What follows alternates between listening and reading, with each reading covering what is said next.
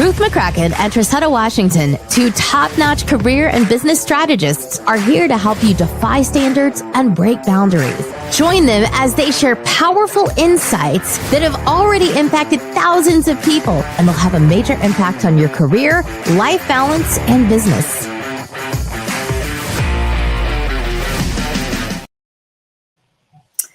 Great day, everyone. Hey, Trissetta.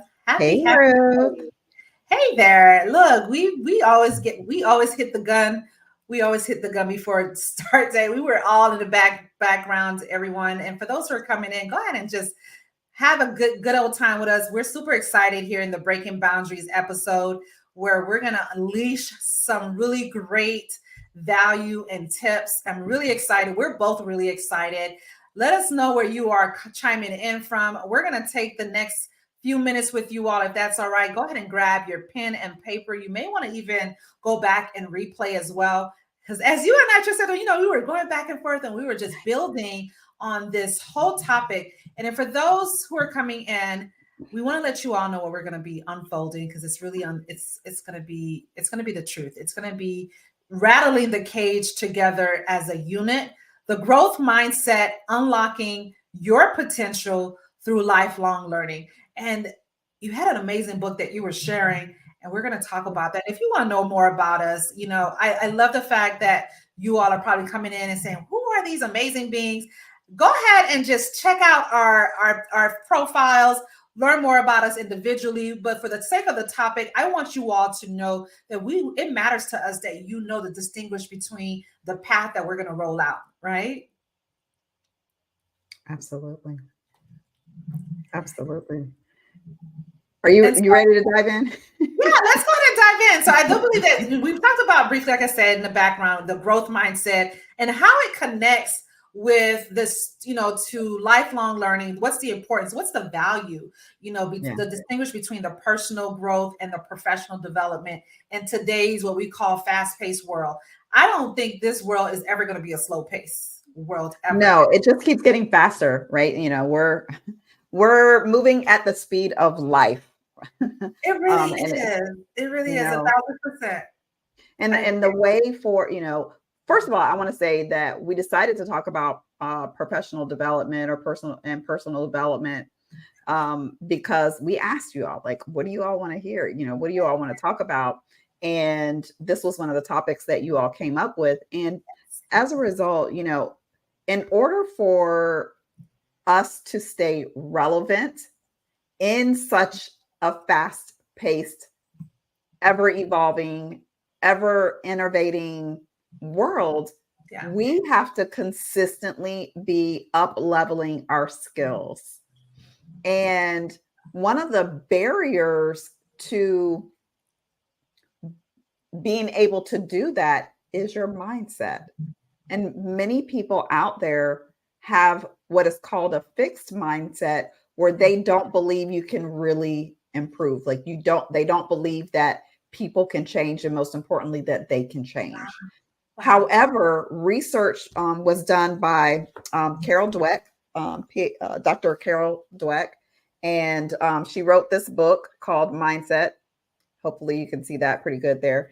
And so she's the one that really coined the term growth mindset and fixed mindset, and really goes really deep into her book. Now, we're not going to review this entire book or anything like that, but we did want to bring to your attention kind of what these two mindsets are to lay the foundation for what we're going to be bringing forth in the rest of this series. So, Ruth, do you want to talk about like what the growth mindset is versus what the fixed mindset is? Absolutely. So for those who are coming in, you will now know, this will also not just help with your professional, like your workplace, but also in your business, your life, your career. Yeah. I think this plays a role in every sector of your life. Would you agree, Trissetta? So let's go ahead and dive in on the growth mindset, number one. A growth mindset, and I kind of yield to this as well, although I may find myself on both of the scale, and depending on what is it that I'm looking to bend over to fully get myself awareness and permission to do. Let's talk about what this is. A growth mindset characterized by the belief that abilities, intelligence, and talents can be developed and improved through effort, learning, perseverance, and individuals with growth way of thinking see challenges in a different eye view, right? They see opportunities to learn and view failures as a stepping stone to success. How many of you all can agree with that? Then there's many. We'll talk about those who may not see the failure as a good. Also, this also helps you to embrace hard work. Yes, falling 7 times 77 or 77 times 7, however you want to describe that proverb, and more likely to seek new experiences and take on more challenges. And that's how some of the top 60% of our clients, where they always have an appetite for growth and wanting to push that needle forward. They always have the continuance in them to want to drive to cultivate more improvement within themselves. Whereas the opposite of that spectrum, the fixed mindset, is marked to be more of a belief factor that the abilities and traits that they have are largely kind of innate, aesthetic. They're very fixed. I mean, it's just evident with little room for change, right? People with a fixed mindset tend to avoid challenges. They love comfortability. They love to be complacent, at least according to study.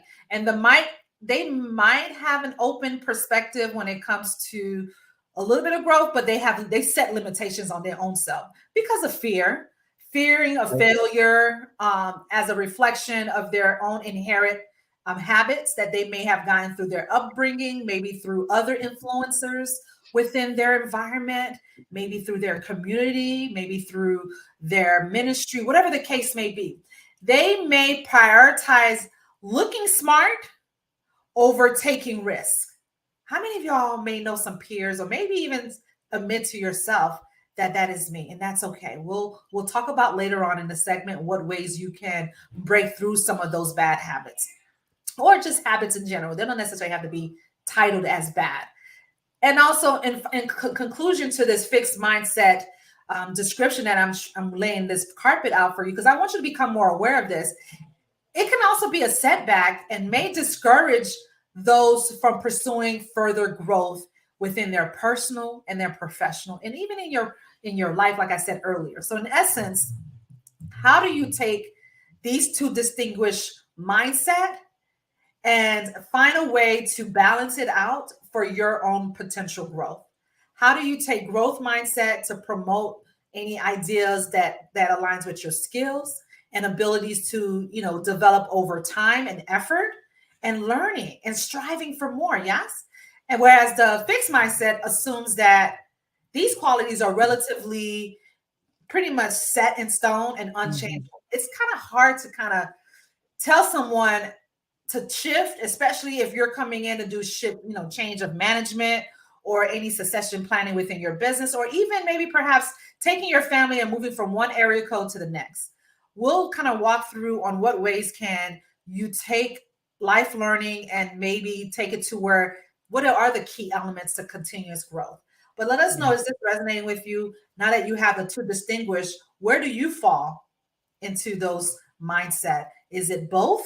Is it more on a fixed mindset, or do you see yourself more yielding on the growth mindset? All right. Yeah. I think that's a really great point that you made, Ruth, that all of us have both within us. We just may lean in one direction more than the other. And I know for me, I probably was more kind of in the middle of the road in my younger. Discovered that I can grow. I lean much more towards the growth mindset now, as I continue, because what happens as you start to learn, you start to realize how much you don't know. Right? The more you learn, the more you realize you don't know, and how much more opportunity for growth that there actually is. So anyway, I don't want to belabor that, but the reason why we, as I said at the offset, the reason why we wanted to really start this conversation about professional development and personal development with the growth mindset is because they really go hand in hand. And having I agree.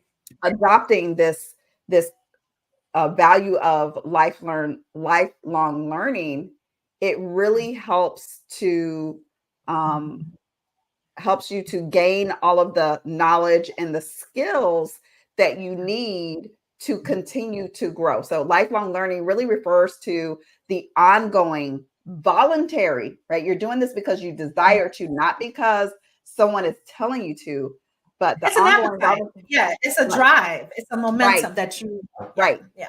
Yeah, it's a self-motivate, right? You're self-motivated to pursue knowledge, skills, talents, and and really develop personally throughout your entire life, recognizing that you don't stop learning and growing until the day you take your last breath, Yeah, that part. right? I love it.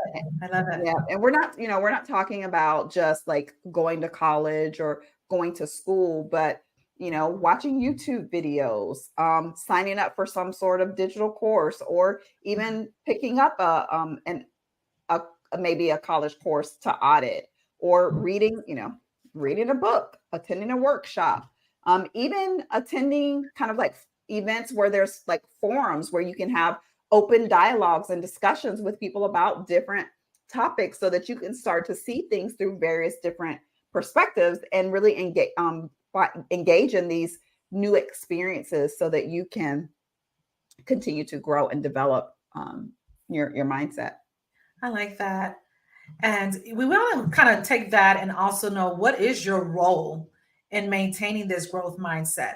How can you take this lifelong learning and play a pivoted role in maintaining that growth? Because oftentimes we may pick up a book, or we may pick up a course, or want to go back to school. How do you stay consistent?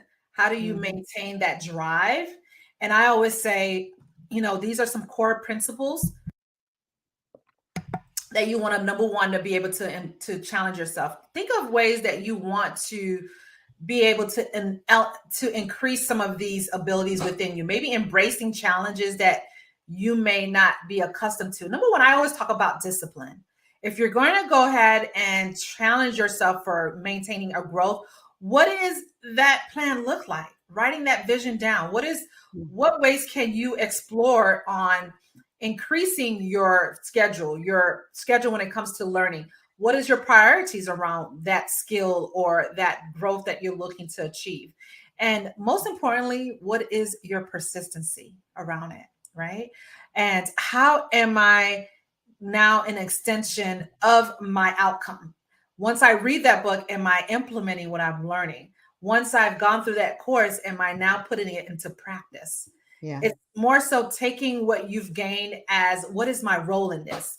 What am I looking to pursue? What is my outcome at the end of here? What else? Sorry. What are we talking? As far as they're What are pivoting. we talking about? I totally spaced out for a hot second there. Listen. When it comes to pivoting Drive, y'all. It's completely understandable. We're looking to give you all the opportunity and awareness on what ways can you pivot your role in maintaining a growth. Oh, yes. Okay. Yes. So, another one of the like ways that you can start to cultivate, growth mindset is to really start to look at your failure as not really failure, but it's feedback. I like that. Yeah. Right. So reframe your failures as learning experiences rather than as an indicator of what your abilities are. Right. So sit down and take a look at the situation and say, okay, well, what went wrong here? Yeah. Like, what didn't go right?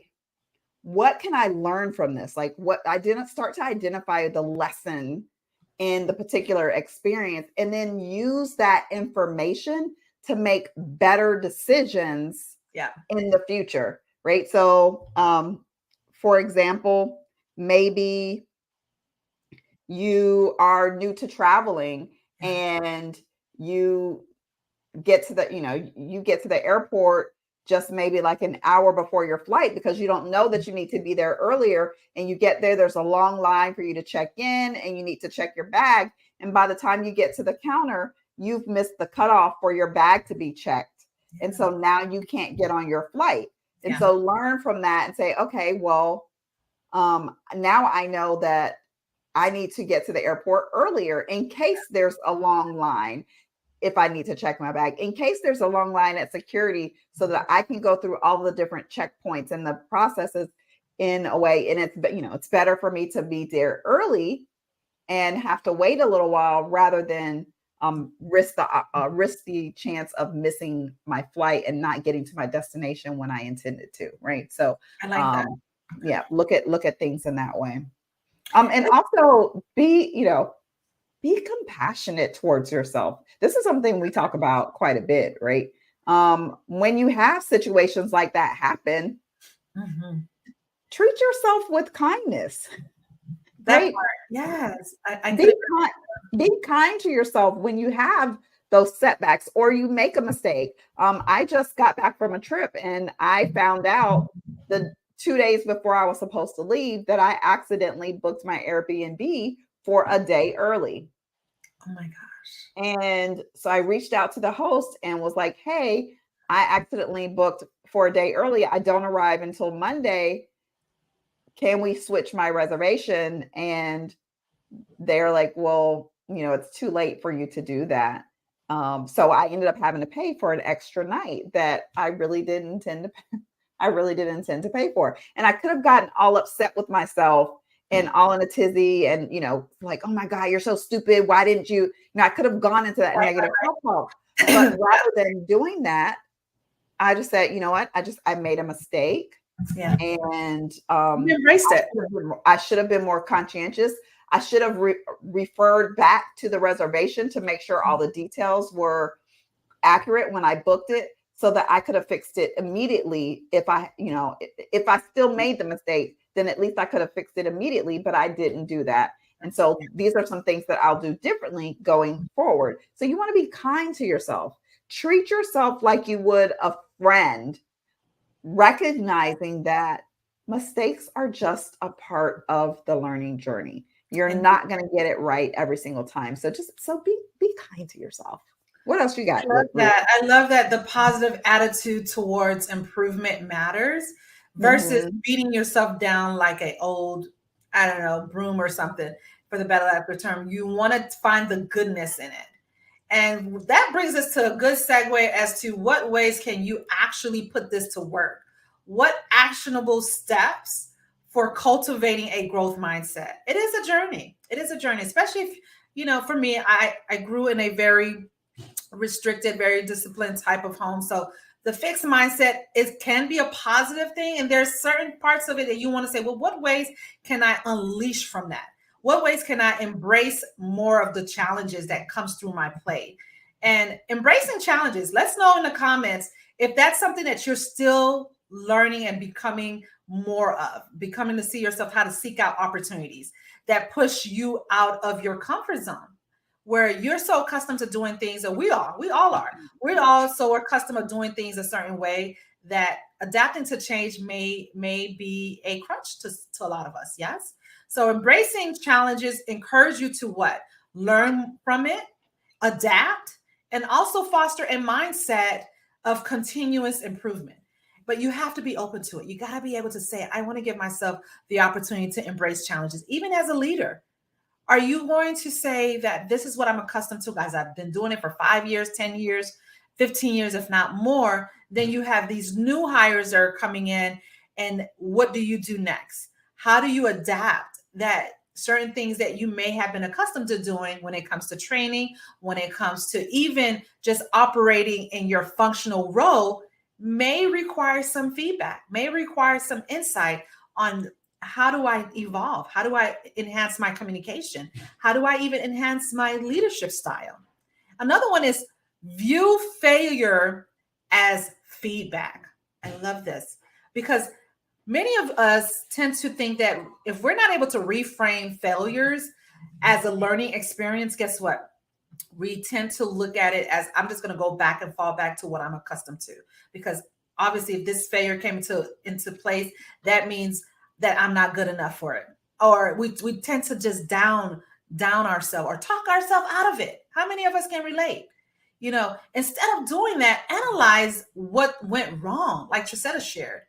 What ways can I then maybe, before I hit send on my reservations for these bookings of rooms or Airbnbs, identify that lesson and use them to make better informed decisions in the future, whether it be traveling an hour or two early. It may be out of our comfort zone, but it'll give us peace of mind at the end of the day. Yes? What Absolutely. else? Absolutely. I just talked about just a minute ago about being being kind to yourself.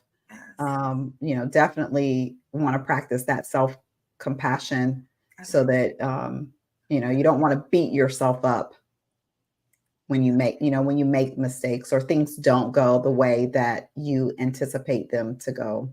Also, you want to create a routine around learning, like cultivate a learning routine, right? So one of the things that I personally do is I have 15, it doesn't take a long time either. I have 15 minutes dedicated to each day to acquiring new knowledge and skills, right? So I typically do that via reading. That's my normal avenue for learning. Sometimes it'll be to watch maybe like a YouTube video or something like that, right? So but you can do this through reading books, taking an online course, maybe attending a workshop, or engaging in some other form of self-directed learning, going to a conference, right? Like I just got back from speaking at a conference, right? So that's one of the ways that you can do things on like a regular basis in your day-to-day life, or you can plan to do some bigger learning opportunities throughout the year, and maybe 2 or 3 a year attend big conferences that are geared towards things that you're interested in, whether it's a hobby that you're interested in or some sort of career development type industry specific type conference. But look for ways for you to incorporate learning into your regular routine. I like that. And you also maybe want to consider, let's talk about seeking constructive feedback. How many of us tend to shy away from that? How many of us think that constructive feedback may not be something that it's inviting? It's not welcoming at times. Requesting feedback is not so bad if you're getting it for some people that may be in a role that you're already in, maybe a colleague, a mentor, or your manager, your supervisor. You want to gain their insight from a different set of eyes, different set of lens. Because you could be driving a certain vehicle and you're really great at it, but the moment you put somebody else on that driver's side and you become the passenger, you then start to see, oh wow, it starts to the pathway looks a lot more clearer or a lot more different when you're hearing someone else helping you enhance some development skills and helping you shift in a different direction and providing suggestions and guidance, kind of helping you fine tune your skills and approach in a different angle. And sometimes we got to give ourselves grace to say, you know what? I'm open to receiving it. Thank you so much. And showing gratitude, still showing that compassion, even through seeking constructive feedback. How compassionate are you going to be to embracing that feedback? And another way you can do this is by setting growth-oriented goals.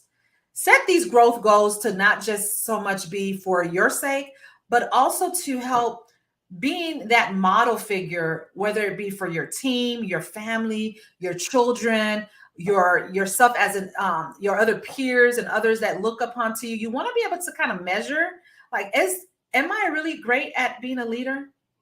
Am I really great at being a great communicator? Am I good enough when it comes to being a key collaborator?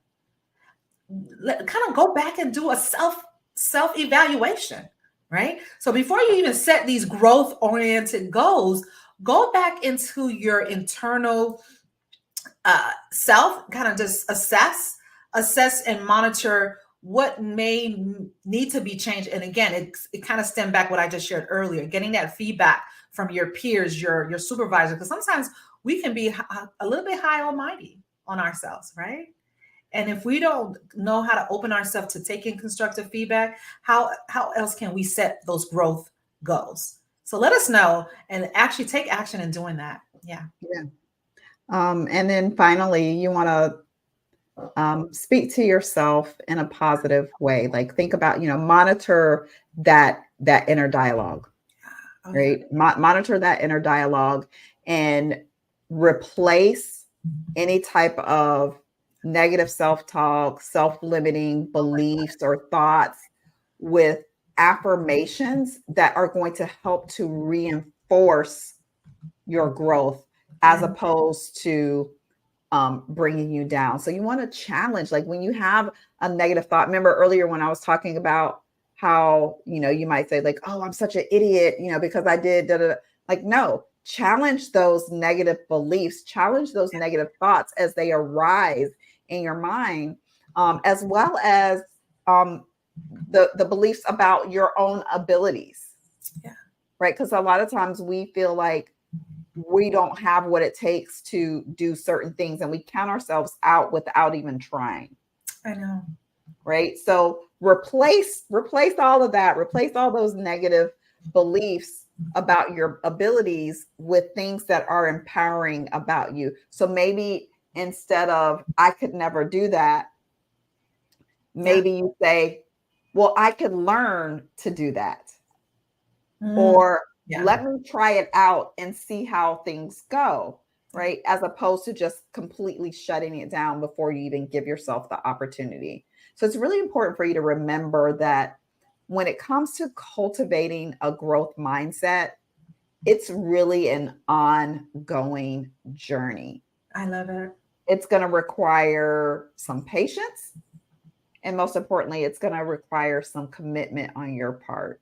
It is. It's a disciplinary commitment. It's a routine. It becomes a frequency where you're wanting to add this as a regular regimen in your repertoire of what you do on a day-to-day. You see how what we just shared with you all is now wanting you to remove or yield more from that fixed mindset to growth mindset. Yeah. We live in a time, if you all can notice, everything is, like we said earlier, is fast-paced. You see how we've taken what can you grow? What are the understanding? What are the fundamentals of growth mindset? And what can be some of the fixed mindset identities that you may have found yourself to fall under? Because you want to be able to identify it. We've talked about that. We even talked about some of the lifelong learning on what ways can you continue your growth and what ways can you leverage your growth, and not being able to do it alone, and being able to take your personal development as well as your professional, and how that whole entire spectrum can also work for your good. It goes beyond just formal education. Do you agree? It even goes beyond just a matter of what we talked about earlier in terms of collaborating with other peers and doing voluntary self-motivation. You want to be able to create a routine around it. You want to be consistent. Make it to where each day matters, because I do look at Earth as a big old school. Every day that you wake up is for you to come outside on the other side, learning something new, learning who you becoming, what can you strive, what can you do to help pave the way forward, and how you can walk away just winning and becoming that superstar that you already are. So let us know if this has been truly resonating with you. Let us know if this is something that you will continue for us to continue to evolve and to continue to expand on. Be on a lookout, because we're going to add also special guests on how to be able to take your professional growth, take your personal development, and how to manage that in the workplace, and how to deal with even in life in general with multiple ways of personalities. Like everybody tends to have their own view on how to manage others and how to work together with other personalities, because not everybody grew up in your same household. So guess what? There's other ways to adapt and be able to know what ways because you may have a cousin or uncle or auntie that, that's just how they are. So, when you get around them, you get to adapt to them. What about the people at work? Are you able to adapt with different personalities, even though you didn't grow up with them? But what ways can you still be professional and still be in a very holistic way of growing? Check that out as we continue to evolve on your professional development and your lifelong learning and growth. Well, it's been fun. Thank you all for joining. Let us know. We do not want to leave you all to let us know that you like this, and also subscribe, follow us, and continue to let us know what ways have you find this to be beneficial. Go ahead and let us know in the comments what has been your top 2 takeaways, or even your one benefit that you saw as that premier value within our session together. Until next time, everyone, have an amazing day. Bye for now. Join and subscribe with career strategist Ruth McCracken and business strategist Trisetta Washington to the Breaking Boundaries podcast each week. You too can experience the limitless potential of rewriting rules and creating an extraordinary future for yourself.